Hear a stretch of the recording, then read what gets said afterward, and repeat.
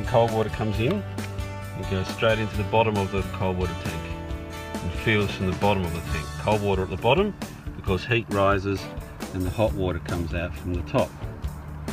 This is the outlet, and this feed here goes to this. Now this device was installed recently because by law you've got to have an intermixer which brings your water temperature down to 55 degrees. It's in an effort to stop the large number of scalding and burnings that happen, especially young children in households. This pipe here, cold water in, goes to the tank, and this feed comes out and it goes in this other side of the intermixer. So that's the cold water going into the intermixer. This is the hot water here going into the intermixer, and then that black one there goes into the house and feeds it.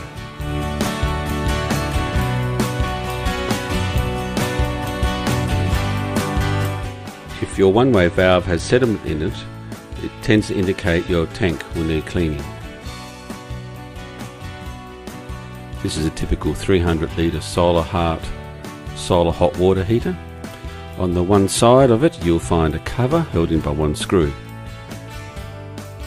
Once you take the cover off, you'll see the sacrificial rod, the thermostat and the heating element access. Step 1 is to loosen the sacrificial rod. It will be very tight and very hard to undo, and to do it I purchased from Supercheap a 36mm socket and had to use a very long torsion bar to loosen it. This must be done while the water tank is still full of the 300 litres of water. Once your sacrificial rod has loosened, you then use your spanner to undo and take off the freshwater inlet, and that will let you drain your water tank.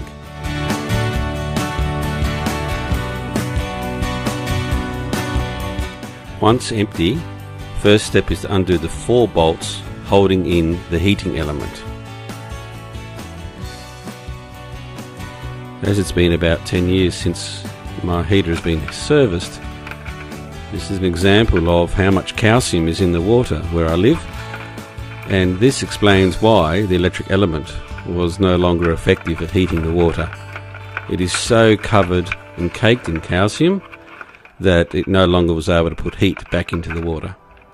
While I did consider cleaning it with vinegar or calcium remover, it was made more sense to put a whole brand new one in at a cost of $35, as I'm already going to all the trouble of cleaning and emptying my water tank and putting in a new sacrificial rod. Next was removing the 6 bolts holding the large inspection plate, and I got to have my first look at the inside of my hot water tank.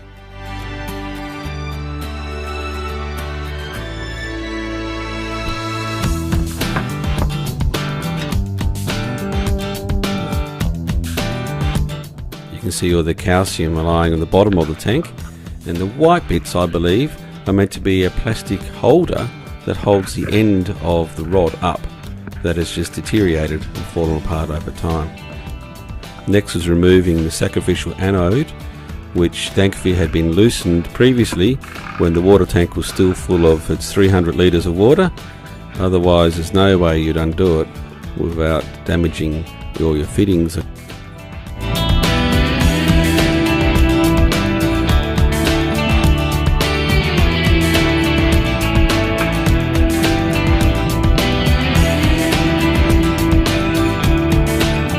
Here you can see the old and the new anode and how much corrosion has happened with the old one, which, considering how old it is not too bad.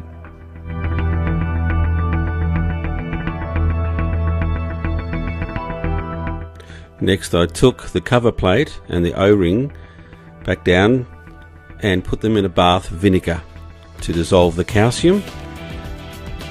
This is what it looks like after a couple of hours of soaking and just using a wire brush to remove the worst of the calcium. Thankfully I was able to reuse both those parts, including the O-ring, which saved me $100 a kit that I otherwise would have had to purchase.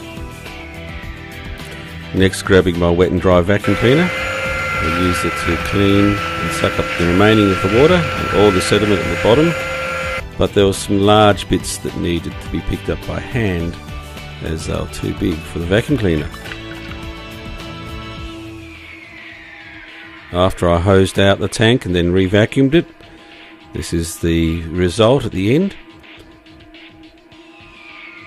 Next, it was time to put back in the sacrificial rod.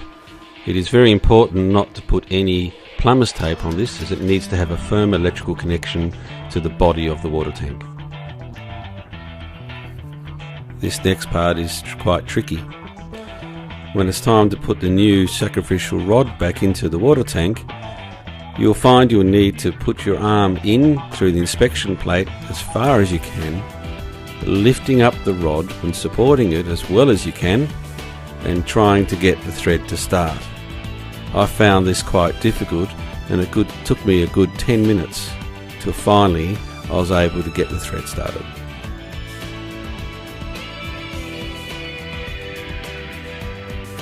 Next, it was time to put the clean plate and O-ring back in, having made sure that all of the ring there is clean and debris free.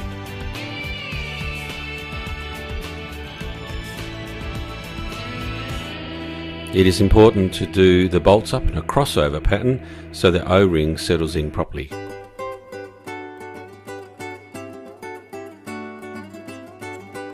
Because I'd been taking photos and videos throughout this project, I was able to see which way round I had to put the heating element back in.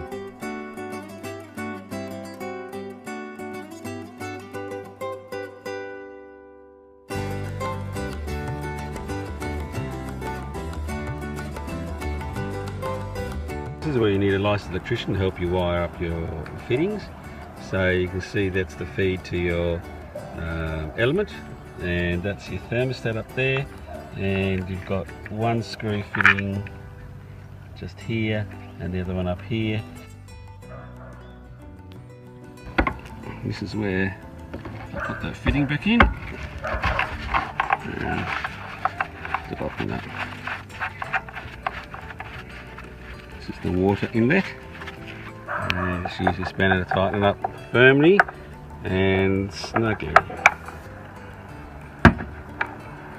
I've now got everything connected up except for the outlet over here. But when I start turning on the cold water feed, which is the tap for it's downstairs, the tank will start to fill up. And like all pressurized water vessels, water goes in, air's got to come out. So I'm going to leave this disconnected. The reason I'm going to do that is A, it will flush any last sediment that might be inside that pipe I haven't managed to get out before it goes into the intermixer. And the other thing is, it lets me know that the water level's got to this level.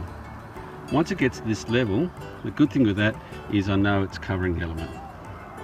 Now, because it's an overcast day today, I'm going to have to use the element to heat my tank, even with take my covers off, because I like to have a hot shower tonight. So the tank's gone quiet now while I'm waiting for it to fill. And once it's filled, I can put it over there. I might just put a little cover over this so none of the gunge gets into this filter here. There's a very fine filter in here that needs to be blown out. Well, first thing you check when you're having problems. Now, one of the reasons I need to keep this cover off, and of course the power is still turned off, I need to keep the cover off is I need to check any forms for leaks coming from the three main points, which is going to be that one, the big ring, and this one. So I need to keep an eye on that. But I won't really know that for sure until I get up to pressure. So hot water creates a lot of pressure, and that's when it puts stress on these seals. So I will need to put the cover on when I turn on the electricity, but I'll need to come back and check it regularly to make sure I haven't got any leaks. Alright, so that indicates to me the tank's now full. Now, unfortunately, I've got no way of turning the water off from up here on the roof. So I've just got to get myself wet and do up the fitting. Okay. Well, I'm all wet, but I've got the fitting done up. So now I need to I'll keep the cover off for a while and just check there's not any leaks. Let's just turn this valve.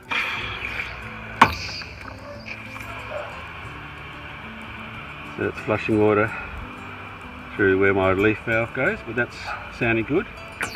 Stop it and start it a few times.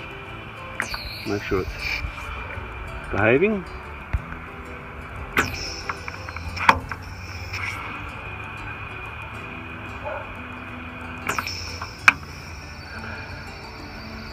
Alright.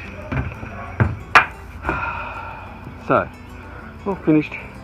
I'll now take the tarp off and let the sun do its work. While I'm here, I might as well clean off the roof.